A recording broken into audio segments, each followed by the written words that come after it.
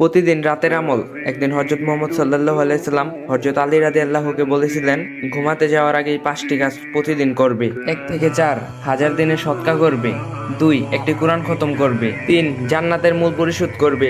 4 দুজন ব্যক্তি যদি দুজনের উপর রাগ করে থাকে তাহলে তাদের সেই রাগ ভাঙিয়ে তাদেরকে খুশি করে তুলবে। একবার হজ করবে, তারপর ঘুমাতে যাবে। হযরত আলী রাদিয়াল্লাহু তখন বলেছেন, হে রাসূল, এটা তো মনে হচ্ছে অসম্ভব, আমি এই 5টি কাজ কিভাবে করব? তখন হযরত মুহাম্মদ সাল্লাল্লাহু আলাইহি সাল্লাম বলেছেন, সূরা ফাতিহা 4 বার পড়লেই 4000 দিনের সদকা করার সমপরিণাম সওয়াব পাবে। সূরা ইখলাস 3 বার পড়লে একটি কোরআন খতমের সওয়াব পাবে। 3 বার যে কোনো একটি দুরূদ শরীফ পড়বে, তাহলে জান্নাতের মূল পরিশোধ করার সমপরিণাম সওয়াব পাওয়া যাবে। যেমন সবচেয়ে ছোট দুরূদ শরীফ হচ্ছে সাল্লাল্লাহু আলাইহি ওয়াসাল্লাম। যে কোনো ইস্তিগফার বা আস্তাগফিরুল্লাহ 10 বার পাঠ করলে দুজন অখুশি মানুষকে খুশি করার সম্পূর্ণ সওয়াব পাবে। সর্বশেষ কালেমা শাহাদাত 4 বার পাঠ করলে একটি হজের সম্পরিণাম সওয়াব পাওয়া যাবে। আর যদি ভিডিওটা ভালো লাগে অবশ্যই কপি লিংক আর শেয়ার করে দিবেন।